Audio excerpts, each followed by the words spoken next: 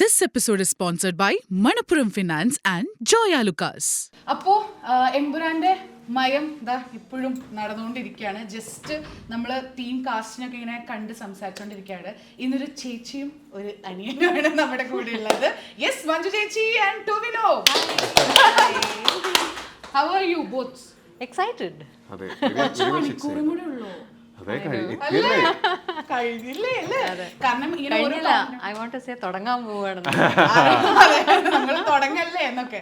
കാരണം ഇനി കുറച്ച് മണിക്കൂറുള്ളൂ. അപ്പൊ ലാലേട്ടൻ്റെ അടുത്ത് ചോദിച്ചപ്പോൾ ലാലേട്ടൻ പറയാം പ്രൊമോഷൻസ് ഒക്കെ കഴിഞ്ഞ് ഇനിയിപ്പോ നാളെ രാവിലത്തെ ഒരു 6 മണിയിലത്തെ ഷോ കഴിയാൻ വേണ്ടി വെയിറ്റ് ചെയ്യാണ്. അത് തുടങ്ങാൻ വേണ്ടി നമ്മളാ ബിറ്റ്സ് ആൻഡ് പീസസ് ഞാൻ ഈ സിനിമയുടെ ബിറ്റ്സ് ആൻഡ് പീസസേ കണ്ടിട്ടുള്ളൂ, മുഴുവനായിട്ട് കണ്ടിട്ടില്ല.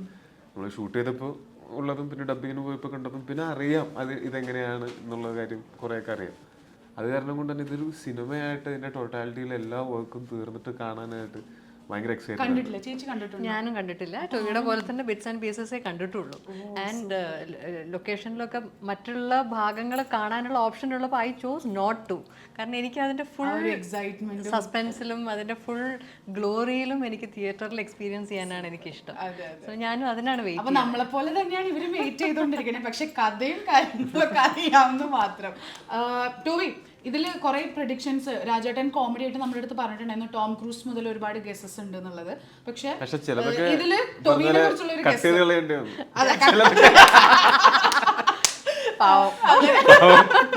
കാരണം അത് ചിലപ്പോ ട്രൂത്ത് ആയിരിക്കും, കട്ട് ചെയ്ത് കളയേണ്ടി വരും. ചേച്ചി, ടോവി ഇതില് വില്ലനാന്നൊക്കെ ആൾക്കാർ പറയുന്നു. ആണോ? ഞാൻ കേട്ടു അങ്ങനെയൊക്കെ ആൾക്കാർ പറയുന്നത്. അതെ, കാരണം എന്താ പറയാ, ചേച്ചിയുടെ എന്നുവെച്ചാൽ ഓരോ ഇന്റർപ്രിട്ടേഷൻസ് കാണുമ്പോൾ ചേച്ചി നമ്മൾ സത്യത്തില് ഇനി ഇരുന്ന് പോവും. നമ്മളൊരു ഗെയിം ഓഫ് ത്രോൺസ് ഒക്കെ കാണുന്ന പോലെയാണ് രാജുവേട്ടന്റെ ആ ഒരു ഇതെങ്ങനെയാണ് എന്നുള്ളത് നമുക്ക് പ്ലാൻ ചെയ്യാൻ മനസ്സിലാക്കാൻ പറ്റാത്തത്. അപ്പോൾ ഇത് 2ാമത്തെ സിനിമയാണ് രാജുവേട്ടന്റെ ഡയറക്ടോറിയലിൽ. അപ്പോൾ എങ്ങനെയുണ്ടായിരുന്നു ഫസ്റ്റ് ടോവി? ഭയങ്കര രസമായിരുന്നു. ഞാനത് കുറേ സ്ഥലങ്ങളിൽ ഇന്റർവ്യൂസിലൊക്കെ പറഞ്ഞിട്ടുണ്ട്. അതായത് ഒരു ആക്ടർ ടേൺ ഡയറക്ടർ ആണല്ലോ. എന്നുവെച്ചാൽ ലൂസിഫർ ചെയ്യുമ്പോഴാണെങ്കിലും ഫസ്റ്റ് ടൈം ഡയറക്ടർ ആണെങ്കിലും 100-ലധികം സിനിമ ചെയ്തിട്ടുള്ള എക്സ്പീരിയൻസ് ആണ് പുള്ളിക്കുണ്ട്. അപ്പോൾ പുള്ളിയുടെ കൂടെ വർക്ക് ചെയ്യുന്ന സമയത്ത് പ്രിസിഷൻ ആണെങ്കിലും പുള്ളിക്ക് അറിയാം എന്താ വേണ്ടതെന്ന്. നമുക്ക് കൃത്യമായിട്ട് പറഞ്ഞു തരാനും പുള്ളിക്ക് പറ്റും. അത് നമുക്ക് ഭയങ്കര എളുപ്പമാണ്. പിന്നെ നമ്മളെ ഭയങ്കര പുള്ളി ആക്ടർ ആയതുകൊണ്ട് ആ പ്രോസസ്സ് അറിയാവും ചെയ്യുന്ന കാരണം കൊണ്ട് എനിക്ക് തോന്നുന്നു ആക്ടേഴ്സിന് കുറച്ചും കൂടെ ഫേവറബിൾ ആയിട്ടാണ് പുള്ളിയുടെ. അതായത് ബാക്കിയുള്ള സെറ്റപ്പ് എല്ലാം കഴിഞ്ഞാൽ പിന്നെ ആക്ടേഴ്സിന് പെർഫോം ചെയ്യാൻ വേണ്ടിയിട്ട് പിന്നെ അതിനകത്ത് വേറെ ഡിസ്റ്റർബ് ചെയ്യാനായിട്ട് വേറെ ആർക്കും സ്പേസ് കൊടുക്കാത്ത പോലത്തെ ഒരു പരിപാടിയാണ്. സെയിം തന്നെ, സെയിം. കാരണം നമുക്ക് ഈ പറയുന്ന എല്ലാം നമുക്ക് കൃത്യമായിട്ട് കാര്യങ്ങൾ പറഞ്ഞു തരാൻ കോൺഫിഡൻസ് ഉള്ള അല്ലെങ്കിൽ കമ്മ്യൂണിക്കേറ്റ് ചെയ്യാനുള്ള എബിലിറ്റി ഉള്ള ഒരു ഡയറക്ടറിൻ്റെ കൂടെ വർക്ക് ചെയ്യുന്നത് ഏതൊരു ആക്ടർക്കും ഏറ്റവും വലിയ ഭാഗ്യമാണ്. അത് ഇൻക്ലൂഡിങ് രാജുവിൻ്റെ കൂടെ ഞാൻ ആക്ടറായിട്ട് ഞാൻ ഒന്നിച്ച് അഭിനയിച്ചിട്ടില്ല ഞങ്ങൾ. അപ്പോൾ എൻ്റെ ഫസ്റ്റ് ഇൻട്രാക്ഷൻ തന്നെ ലൂസിഫർ ആസ് എ ഡയറക്ടറാണ്. അപ്പോൾ എല്ലാ ഡിപ്പാർട്ട്മെന്റ് എല്ലാ കാര്യങ്ങളെക്കുറിച്ചും വളരെ കൃത്യമായിട്ടുള്ള അറിവുണ്ടായിട്ടാണ് രാജു സംസാരിക്കണത് എന്നുള്ളത് വളരെ ക്ലിയർ ആണ്. നമുക്ക് വെറുതെ പറയുന്നതല്ല എന്നുള്ളത്. No nonsense. കൃത്യമായിട്ട് ഈ ടോവി പറഞ്ഞതുപോലെ എന്ത് വേണം എന്ത് വേണ്ട എന്നുള്ളൊരു ധാരണ ഉണ്ടെങ്കിൽ തന്നെ നമുക്ക് എക്സ്ട്രാ ടൈം വേസ്റ്റ് ആവില്ല.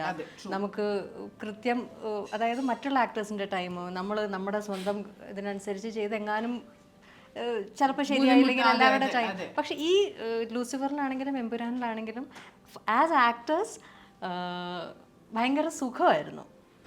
ആൻഡ് ഇങ്ങനത്തെ ഒരു സിനിമയിൽ ഇത്രയും സ്ട്രോങ് ആയിട്ടുള്ള ഒരു റോൾ കിട്ടുക എന്ന് പറയുന്നതും അതൊരു വലിയ ഭാഗ്യം.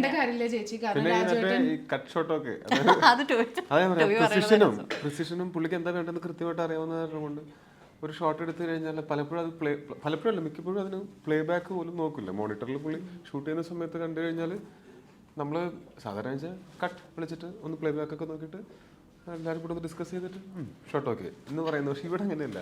ഇവിടെ cut shot okay next shot cut shot okay. അപ്പൊ ഞാൻ സുകാന്ത് ഗോയൽ എന്നുള്ള ആക്ടറിന്റെ അടുത്ത് ഞാൻ പറയാണ് അപ്പൊ കട്ട് ഷോട്ട് ഓക്കെ കേട്ടപ്പോ പുള്ളി തന്നെയാണ് നോക്കിയത്. ഞങ്ങളത് പരിചയപ്പെടുന്നത് അങ്ങനെ തന്നെയായിരുന്നു. ലൂസിഫറിൽ എങ്ങനെയായിരുന്നു പുള്ളി അങ്ങനെയാണ്, അതാണ് അങ്ങനെ, പുള്ളി ഭയങ്കര പ്രൊഫഷനാണ് അങ്ങനെയാണ് എന്നൊക്കെ പറഞ്ഞപ്പോൾ അടുത്ത ഷോട്ട് ഓക്കെ നമ്മൾ അഭിനയിച്ചുകൊണ്ടിരിക്കുകയാണ്. Cut shot okay break.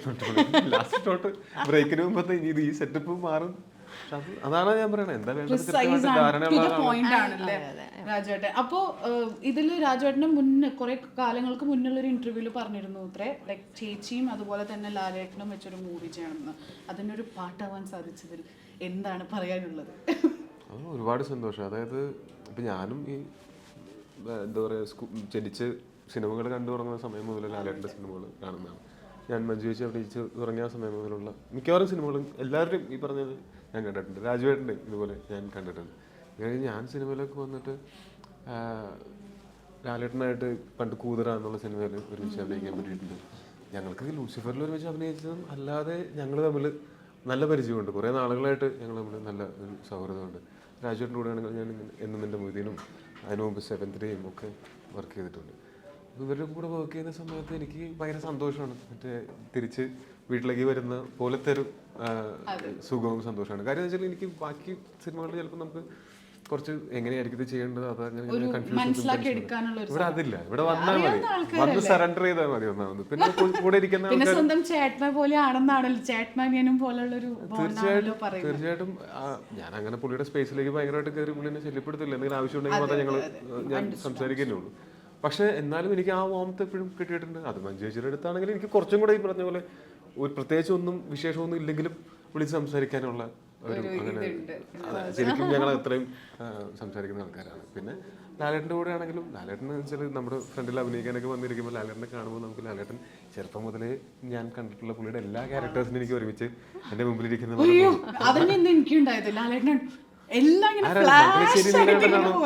Mangalassery നീലകണ്ഠനാണോ ദൃശ്യത്തിലെ George കുട്ടിയാണ് പേരിൽ അബ്രഹാം ഖുറേഷി എന്നുള്ള ഒരു പേരും കൂടെ നമുക്ക് കിട്ടാണ്. ചേച്ചി ഇപ്പൊ ഇത് ടോവിന്റെ അടുത്ത് ചോദിച്ച പോലെ തന്നെ രാജുവേട്ടന്റെ മനസ്സിലൊരു പ്ലാൻ ഉണ്ടായിരുന്നു എന്ന് പറഞ്ഞു. ഐ മീൻ ആഗ്രഹം ഉണ്ടായിരുന്നു ചേച്ചിയും ലാലേട്ടനും കൂടിയുള്ള ഒരു ഇത്. അപ്പൊ അത് കേട്ടപ്പോ ചേച്ചിക്ക് എന്ത് തോന്നി? ഞാനത് കുറെ കാലം കഴിഞ്ഞിട്ട് അറിഞ്ഞത്. കാരണം ആ ഇന്റർവ്യൂ ഞാനിതൊന്നും ശ്രദ്ധിക്കാം അതല്ല, ആ ഇന്റർവ്യൂ നടക്കുന്ന സമയത്ത് ഞാൻ അഭിനയിക്കുന്നില്ല ആക്ച്വലി.